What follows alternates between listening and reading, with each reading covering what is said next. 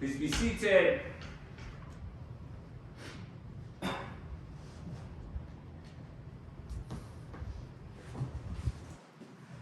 Shabbat Shalom, everybody, once again.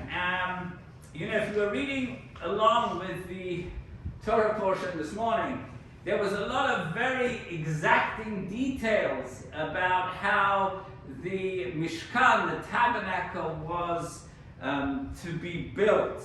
The colors, the threads, with all the vestments of the high priest. I was looking at the exacting details of how the cloth, the covers were made, down to even the types of yarn that had to be spun for it. So basically, if you look back over the Torah portion, we can say, and I'm sure the Chazan will agree because he had to do the reading, that God is a real stickler for details. Probably, you could even say a perfectionist. Now Moses is commanded to have skilled artisans prepare these vestments for his brother Aaron, who is to serve as the first Kohen Gadol, the first high priest of Israel. And there's a list of all the vestments that are to be created, as I said earlier: a breastplate, an ephod, a robe, a fringed tunic, a headdress, and a sash. Now, instructions are given as to the materials that were allowed to be used, and only those materials could be used: gold, blue, purple, and crimson yarns, and fine linen. And we're not going to get into now how they came to acquire all these things and have them, but we're just going to say that they had them and that's what they were to use. Now, very detailed construction are given, how the different pieces are to be attached, the stones that are to be used, and in what order they were even to be placed on the breastplate, how things are folded, what color cord is to be used to keep things together. In other words, very detailed specifications for even how the neck opening over here was to be made, the nature of decorative items such as embroidered pomegranates and golden bells. Now, the Torah did not include a drawing with a pattern for making these vestments, but the description gives a sufficiently detailed narrative that no visual pattern would be needed to make the garments precisely the way the Torah commands. Additionally, the Torah specifies that the garments are to be worn and why. And there are further descriptions of the vestments to be worn by even the ordinary Kohanim, the ordinary priests. They were the sons of Aaron. Now the Torah also details the sacrifices that were to be brought and the ceremony to be performed when Aaron and his sons are consecrated to their priestly duties. Now the Torah is also very picky about who gets to serve as a priest. In a passage that I would say is extremely offensive to our modern day sensibilities, the Torah extends the pursuit of perfection to which descendants of Aaron are eligible to bring offerings to God. Now, in Leviticus chapter 21, we are told any of Aaron's descendants who had a blemish, anyone who is blind, anyone who is lame, or anyone who has any body part maimed, or a limb perhaps too long or short, who is broken-footed or broken-handed, or who even is a hunchback, a dwarf, is scabbed on the skin, or has scurvy, may not bring an offering to the Lord. In other words, what the Torah is saying in modern day parlance, that any person who has a handicap was not permitted to serve in the temple of God. Now, the list even includes someone whose eyes are too far apart. They consider that a disqualifying blemish. No doubt, somewhere in the Talmud, there's a debate over how far too far apart is, but I haven't found it yet. Now, there's a natural tendency to seek perfection in anything that's important. It's not necessarily a good thing. You know, there's a saying, the perfect is the enemy of the good. Sometimes people get so wrapped up in pursuing perfection that they never actually manage to get anything done.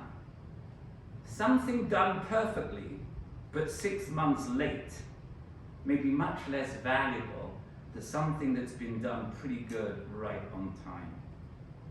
So the question we have to ask this morning, does God really demand perfection?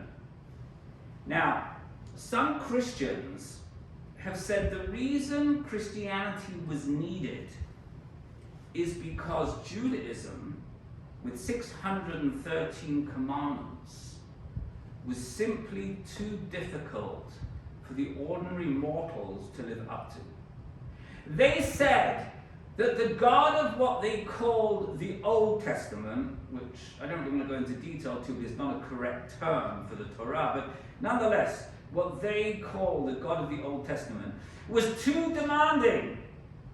No one could manage to be a good person in the eyes of such a picky, demanding, perfectionist God.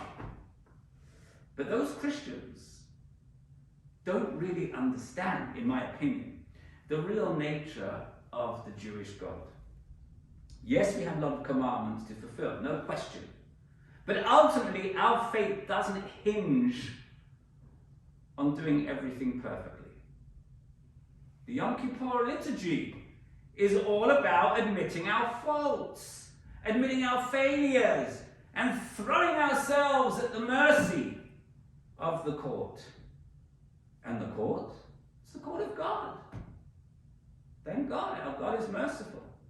Anyone who has truly done their best and asked for forgiveness is forgiven.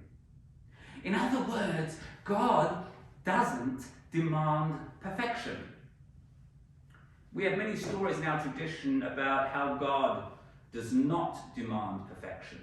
There's a story told of a shofar blower who had tried to memorize many intricate kavanot, the special names of God and the phrases intended to place the shofar blower in the exact right frame of mind for each particular blowing of the shofar on Rosh Hashanah. The shofar blower, he worked hard. He made great efforts to memorize these kavanot. But you know what happened? On Rosh Hashanah, he froze. He forgot them. Needless to say, he was horrified and broken-hearted that he had messed up and afraid that the congregation's prayers were not going to be accepted. But the Baal Shem Tov reassured the shofar blower. He explained that the kavanot may be like keys that fit in the lock of the heavenly palace. But the broken heart is like an axe that can break open all the locks in heaven. God did not insist on everything being done perfectly. Having your heart in the right place was much more important.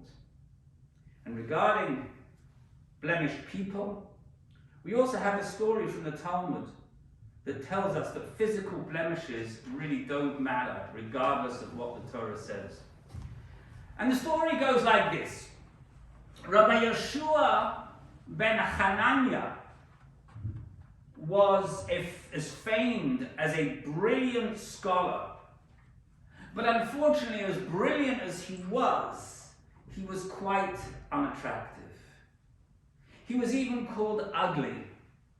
And the Torah reports an incident when the daughter of the empress said to Rabbi Yeshua, "Woe to glorious wisdom such as yours is contained in such an ugly vessel." Rabbi Yeshua responded, "Does your father the emperor keep his wine in simple clay vessels? their emperor's daughter responded, "Why, yes, where else would he keep them, and what else would he keep them in?" And Rabbi Yeshua said to her, "Well, you're a very important person. Shouldn't the wine that's served on the table of the emperor be kept in vessels of gold and silver?" The daughter thought about it, and she rushed off to her father and suggested that such a thing should happen. Who thought this was a good idea? And so the emperor had his wine put in gold and silver vessels. Well, needless to say, the wine turned sour. And he was angry. The emperor was angry. And he asked his daughter, who told you to do this? Who gave you this idea? And she said, the Jew, Rabbi Yeshua. The emperor summoned Rabbi Yeshua and asked, "Why did you tell her to do this?" And his answer was, "What she told me, that the fine contents should always be in a fine vessel. And I told back to her what I told her, to show her that fine materials can be best preserved in the most humble and even ugly vessels." So, why do we have all those details then? Why does the Torah go into such great detail? Why does the Torah go out of its way to tell us anybody with a blemish can't serve in the temple of God? Why the insistence of perfection that a blemished priest can't serve? And I would suggest that the requirement for perfection doesn't come from God, but rather it comes from people. Those requirements are in the Torah because the people wouldn't accept a blemished priest. Not because God wouldn't, but the people wouldn't. For anything as important as obtaining atonement for the people on Yom Kippur, the people demanded everything had to be just perfect. But God is far more tolerant. He's far more tolerant than that. After all, it's God who created all of us in the divine image. God wouldn't reject a Kohen who was blemished on the outside if his spirit on the inside was pure and true. The story of Rabbi Yeshua has a little addendum. And the addendum is as follows. The emperor responds to the rabbi, "But there are handsome people who are learned." And Rabbi Yeshua's response was, "Yes, but had they been ugly, they would have been even more learned." So, external beauty actually can be a burden. It can distract from the real essence. Just as wine is better preserved in a humble container, beauty is also a two-edged sword. Looking good on the outside doesn't mean the contents will be any better. Don't buy a book because it has a beautiful cover, or a bottle of wine because it has a fancy label, or choose a teacher or a spouse or anyone else in your life because of external appearance of perfection.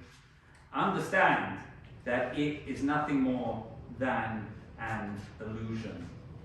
And with that, we can derive that we should focus less on perfectionism, which is a man-made concept. It is not a divine concept. And focus more on the reality of the world in which we live. And with that, I bid you all a Shabbat Shalom.